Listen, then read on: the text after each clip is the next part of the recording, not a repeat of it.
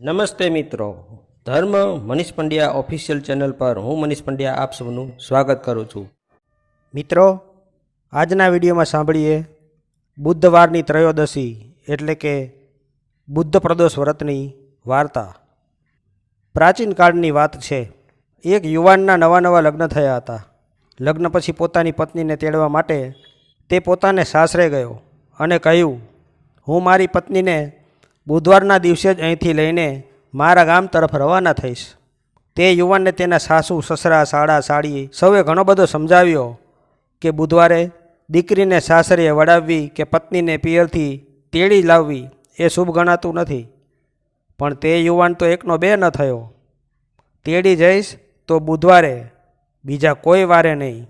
છેવટે હારી થાકીને તેના સાસુ સસરાએ કચવાતા મનથી દીકરી અને જમાઈને વિદાય આપી।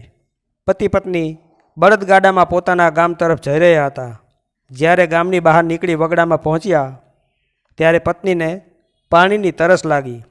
તેણે તેના પતિને કહ્યું, સ્વામી, મને ખૂબ જ તરસ લાગી છે, પાણીની વ્યવસ્થા કરી આપો તો સારું।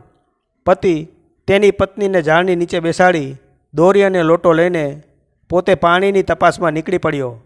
થોડીવાર પછી જ્યારે તે પાણી લઈને પાછો આવ્યો ત્યારે તેણે જોયું કે તેની પત્ની કોઈ અન્ય પુરુષ સાથે બેઠી હતી અને પાણી પીતા પીતા હસી હસીને વાતો કરી રહી હતી। આ દ્રશ્ય જોઈને તેનો ક્રોધ સાતમા આસમાને પહોંચી ગયો।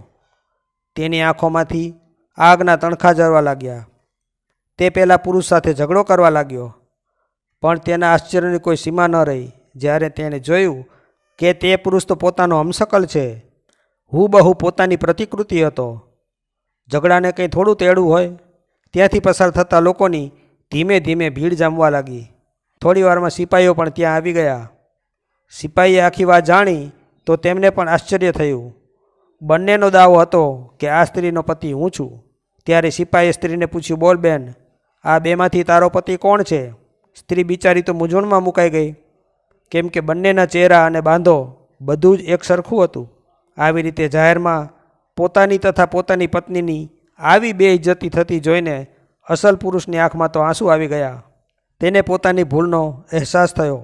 તેણે મનોમન ભગવાન શંકરને પ્રાર્થના કરી અને પોતાની ભૂલની ક્ષમા માગી અને બુદ્ધ પ્રદોષનું વ્રત કરવાનો મનમાં ને મનમાં સંકલ્પ કર્યો। જેવી તેની પ્રાર્થના પૂરી થઈ કે તરત પેલો પુરુષ અદૃશ્ય થઈ ગયો અને આ યુવાન પોતાની પત્નીને લઈ સકુશળ પોતાને ઘેર પહોંચી ગયો। ત્યાર પછી તેણે આજીવન બુદ્ધ પ્રદોષનું વ્રત કર્યું। ઓમ નમઃ શિવાય, હર હર મહાદેવ, બોલો ઉમાપતિ મહાદેવની જય। તો મિત્રો, જો આપને આવા વિડીયો પસંદ હોય, આપને આવી ધાર્મિક વાર્તાઓ પ્રસંગો સાંભળવા ગમતા હોય તો આ ચેનલને લાઇક, શેર અને સબસ્ક્રાઈબ કરજો। ધન્યવાદ।